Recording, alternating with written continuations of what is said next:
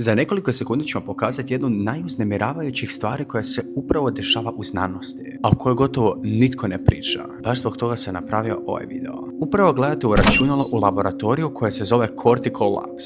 I on igra Doom, samo što ta osoba koja ga igra ne može izaći iz igrice. Zašto se obraćam ovom AI-u koji da je čovjek? Pa zato jer to računalo živi na ljudskim moždanim stanicama i upravo te stanice igraju. No zašto bi itko gradio računalo od moždanih stanica? U osnovi sve se svodi na energiju. Umjetna inteligencija troši ogromnu količinu struje, a ta brojka stalno raste. Amazon ulaže još 15 milijardi dolara i nastavlja svoja golema ulaganja u umjetnu inteligenciju, ovaj puta u obliku računalne snage. Mislim, ako samo pogledate Hrvatsku, upravo je uloženo 50 milijardi eura u data centre u Slavoniji. Računalna snaga koja je potrebna za treniranje ovih modela otprilike se udvostručuje svakih 6 mjeseci. Gotovo ništa u stvarnom svijetu ne raste tako brzo. Panika se vidi po onome što velike tvrtke rade. Te tvrtke sad idu na energiju, a ne više samo na bolji software. Stare nuklearne elektrane, ugašene prije više godina, ponovno se pale samo da bi ih napajale. Tvrtke potpisuju ugovore kojima godinama unaprijed zaključuju goleme dijelove elektromagnetske mreže. Ovo više zapravo nije utrka za pametnom umjetnom inteligencijom. Ovo se pretvara u utrku za strujom. Zato je nekolicina istraživača otišla u potpuno drugom smjeru. Pogledali su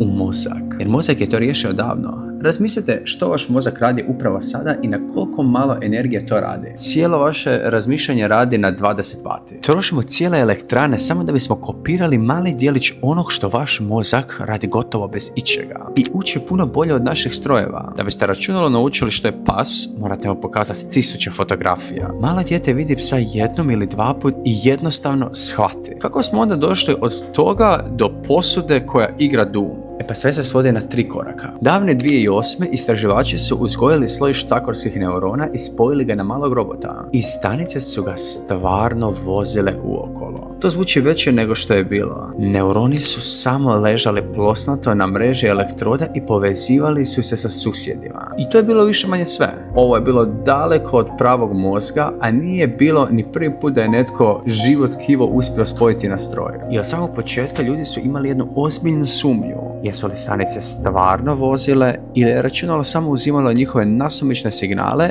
i stvaralo privid da one voze? Zapamtite to pitanje, vratit ćemo se na njega. Drugi korak dogodio se 2013. kad je znanstvenik Shinya Yamanaka pokazao da odraslu stanicu možete resetirati skroz natrag na početak. Pronašao je 4 proteina koji obično stanicu pretvaraju u praznu, potpuno novu stranicu. A odatle je možete pretvoriti u gotovo bilo šta, uključujući i neuron. To je bilo golemo. Značilo je da neurone više ne morate vaditi iz mozga. Možete uzeti komadić kože i uzgojiti ga. Bio je tu i još jedan veliki korak nakon toga. Ako neurone uzgajate na plosnatoj podlozi, povezuju se samo s onim tik do sebe. No ako ih pustite da rastu u 3 dimenziji, počinju se sami organizirati. Šire se, savijaju u slojeve i tvore grube početke pravih moždanih regija. Otprilike kao što to radi zametak. Jedna od tih sićušnih kuglica zove se organoid. I onda je 2022. tvrtka Cortical Labs sve to sklopila u nešto što su nazvali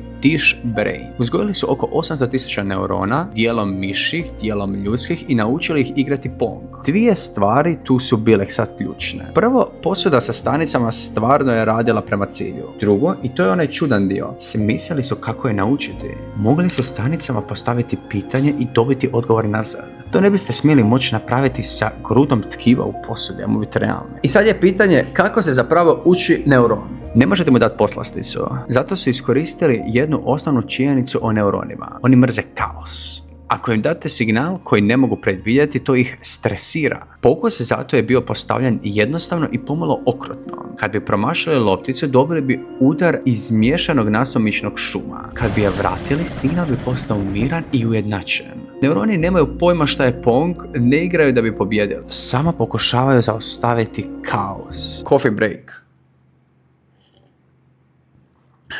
Ovu metodu nisu obavljali nasumično. Temeljili su je na ideji koja se zove princip slobodne energije. On u osnovi kaže da svako živo biće stalno pokušava izbjeći iznenađenja i održati svoj svijet predvidljivim. Jer iznenađenje obično znači da nešto nije u redu. Znači taj poriv da se stvari smire nije nešto što su znanstvenici dodali. Možda je to najosnovnija stvar koju živa stanica uopće radi. No naravno, ovdje postoji velika kvaka. Moždano tkivo možemo uzgojiti u 3 dimenzije i možemo razgovarati sa živim neuronima. Samo to dvoje ne možemo raditi istovremeno. Da bi uopće mogli razgovarati s njima, dish brain je stanice mora održati plosnatima jer je čip koji ih očitava zapravo plosnata mreža. Ako na njega stavite okrugli organoid, dotirujete samo njegov donji sloj. Zato su organoidi morali biti spljoštani i odreći se pravog oblika mozga samo da bi s tim tkivom mogli razgovarati. I zapamtite, ovo je u grubo verzija. Realno gledajući pola cijelog dizajna nedostaje. Što nas dovodi do velike novosti. Cortical Labs pokazuje računalo koje radi na moždanim stanicama. Zovu ga CL1 i igra Doom. Ovo je uzgojeno iz oko 200.000 ljudskih neurona. Uzeli su kožne stanice, resetirali ih, pretvorili ih u neurone i raširili ih po podlozi od elektroda. Onda su signale vezali uz kretanje i pucanje na isti način kao i prije. Kad bi sustav igrao dobro, signal bi ostao miran. Kad bi primio štetu ili poginuo, kaos bi prepolavio stanice. I unutar otprilike tjedan dana naučio je osnove kretanja i pucanja. Neću se pretvarati da sam miran oko ovog i realno ne biste trebali ni vi, i to je zbog ova 2 razloga. U isto vrijeme mi je ovo nevjerojatno i pomalo mi je muka od toga. I mislim da su obje te reakcije opravdane jer to računalo potječe od stvarne osobe. Doslovno je napravljeno od ljudskih stanica. Stalno razmišljam kako bi bilo osjećaj biti ta osoba koja je zaglavljena unutar igrice cijelo vrijeme. I to je jedno što ikad znaš. Te moraš igrati isti mali komadić igre iznova i iznova. Zauvijek, ne pamteći ništa prije toga, ne znajući da išta drugo uopće postoji. Za te stanice ne postoji ništa drugo, samo igra. Radimo li komadić ljudskog bića čiji je cijeli svijet primanje šokova unutar nasilne video igre, samo da bismo uštedjeli nešto struje. Godinama smo se brinuli oko suprotnoga, da se ljudi ne pretvore u strojeve, čipovi u glavama, cijela ta ideja. Gotovo nitko nije očekivao da će se dogoditi totalno obrnutim smjerom, ali upravo se to ovdje otprilike dešava. Da budemo pošteni, na sve ovo je bilo dosta negativnih reakcija i razumijem zašto, ok? Kad je Cortical Labs objavio rad o Pongu, u naslovu su upotrijebili jednu vrlo krupnu riječ. Pisalo je da su neuroni pokazali osjećajnost na engleskom sentience. Ta riječ inače znači da je netko unutra i da nešto proživljava. No znanstvenici su je smislili u vrlo uskom tehničkom smislu. Uglavnom, priča je eksplodirala i mnogi znanstvenici su se blago rečeno nadrkali. Njih 30-ak potpisalo je pismo u kojem stoji da je tvrtka izvrnula značenje te riječi samo da bi došli na naslovnice i da je cijelu stvar prenapuhala kako bi pomogla svom poslu. Ta zabrinutost bila je prilično praktična. Previše pumpe vodi do negativnih reakcija, a dovoljno jaka negativna reakcija mogla bi ugasiti ovako mlado područje. A ovo istraživanje je stvarno važno. Znanstvenici te iste stanice koriste za izgradnju živih modela ljudskih bolesti. Mogu gledati kako se bolest razvija i testirati lijekove na tkivu koje je puno bliže našem nego što je mišljem. To bi moglo spasiti stvarne živote i zamijeniti velik dio testiranja na životinjama. Bio bi pravi gubitak da trik sa Pongom i Doomom sve to povuče na dno. I gle, realno, Doom stvarno je bio mali trik. Publika ga je tražila i bio je odličan marketing. No to nas vraća ravno na onu sumnju iz 2008. Igra li mozak stvarno ili računalo samo pročišćava nasumični šum i čini da to izgleda dobro? Gotovo 20 godina kasnije, konačno možemo provjeriti. Programer iza te demonstracije koji se predstavlja kao Sean Cole objavio je kod tako da ga svatko može pročitati. A ono što je unutra nije samo mozak u kutiji. Postoje 3 dijela. Prvo, obični računalni čip na kojem radi umjetna inteligencija koja gleda igru i odlučuje kada nagraditi, a kada kazniti. Drugo, 200.000 ljudskih neurona. I treće, prevoditelj u sredini koji prenosi poruke u oba smjera. I evo neugodnog dijela. Gotovo je sva pamet u čipu, a ne u stanicama. Čitanje ekrana, vođenje učenja, razlikovanje pobjede od poraza, to sve radi računalo. Programer se čak brinuo da će njegova umjetna inteligencija postati toliko dobra da joj neuroni uopće više neće trebati. Zato je napravio jednostavan test. Izvadio je stanice i zamijenio ih samo sa čistim nasumičnim šumom i učenje je jednostavno stalo. Neuroni nešto rade, koliko god da to je malo, no krucijalno su bitni. Istina je, dakle, negdje u sredini. Nije to mozak koji igra sam, no stanice nisu ni samo za predstavu. Uglavnom je to obično računalo koje rade posao uz žive stanice koje dodaju mali, no stvarni dio. I ajmo se sad vratiti na danas. Sad ću ja reći šta ja i kako ja mislim da dalje će se ovo sve razvijati. Ne mislim da će taj mali biološki dio ostati malen. Laboratoriji posvuda utrkuju se da se to tkivo uzgoji u punom 3D obliku i da se s njim kako treba povežu. I to se već pretvara u posao.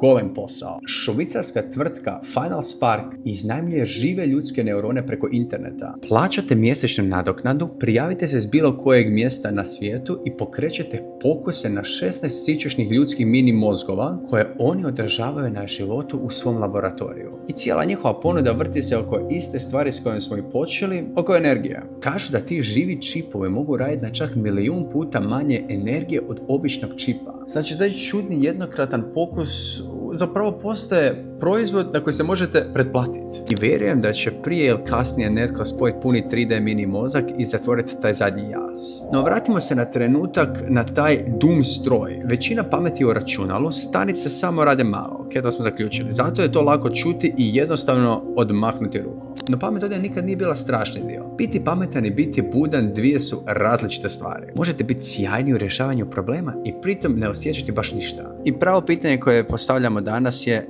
ne da li su te stanice stvarne, nego postoji ko unutar tih stanica. I ispada da za sposobnost osjećanja možda uopće nije potreban velik pametan mozak. Ugledni neuroznanstvenik Mark Solms tvrdi gotovo suprotno od onog čemu su nas učili. Solms kaže da osjećaj nije nešto što sjedi na vrhu inteligencije. On misli da osjećaj dolazi prvi ispod svega ostalog i da izlazi ravno iz osnovnog nagona za preživljavanje. Razmislite što je u evoluciji došlo prvo. Nije ni logika, nije ni jezik. Najranija živa bića nisu ništa rješavala. Radila su nešto potpuno jednostavnije i starije. Kretala su se prema onom što ih je održavala na životu i dalje od onog što nije. Znači nešto poput osjećaja postojalo je davno ranije nego li logike i razmišljanja. Sad si sjetite kako se te stanice treniraju. Kaos kad pogriješi, mir kad uspije. To je opet princip slobodne energije. Onaj isti nagon koji svako živo biće ima da izbjegne iznenađenje i da se održi stabilni. Iako je Solms u pravu, taj nagon nije samo blizu osjećaja. Možda je on mjesto na kojem osjećaj zapravo počinje.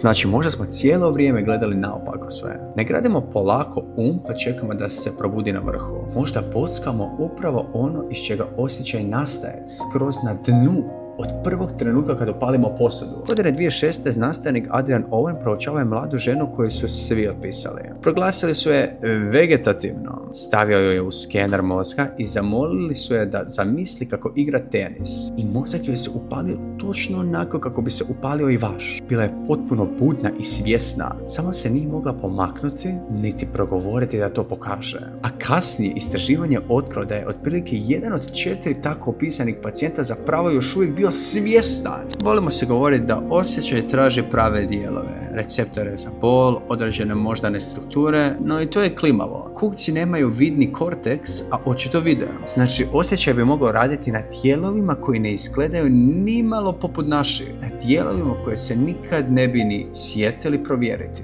Kad šum u posudi postane preglasan, stanice stišavaju svoj odgovor, kao da taj šum pokušavaju blokirati. To bi napravilo nešto što osjeća bol, no napravilo bi to i nešto što ne osjeća baš ništa. Povlačenje od lošeg signala nije isto što i patnja, a izvana ne postoji test koji to dvoje može razlikovati. Ovo je ono što je filozof David Colmers nazvao teškim problemom. Možemo mapirati svaku pojedinu stanicu u mozgu, no i dalje nemati pojma kako se to pretvara u stvarni osjećaj. I ovo moje zadnje mišljenje o svemu ovom. Ovo je dvosjekli mač. Sa negativne strane možda smo upravo zarobili nekog koji ima osjećaje i zarobili ga na najveći pakao pakla. Evo, možda je ovo pojam pakla. Možda smo mi upravo stvorili pakao, realno. Zamislite biti doživotno zatvoreni u igrici u kojoj se samo puca i umire. I svaki put kad vi sjebete, doslovno umrete u najvećoj mogućoj agoniji i onda sve to ispočetka. No sa druge strane, ako ovo može spasiti hrpu ljudi od toga da umire od bolesti, time da se pronalaze novi lijekovi puno brže i još ako se može puno više struje stvoriti bez da se moraju stvarati hrpu elektrana i tako dalje. Ovo tu ultimativno, kad se izvaže, ja mislim da ima smisla se dalje gurati. No ajmo ne gledati scenarij 3, a to je scenarij Matrix. zaboravimo na taj scenarij, ok? Ups. Sve o svemu napišite mi vaše vlastito mišljenje o ovome u komentarima. I ako želite znati više o AI-u, kako ga iskoristiti i sve dobre i mračne strane AI-a, pretplatite se na kanal i učite na moj profil. Vidimo se.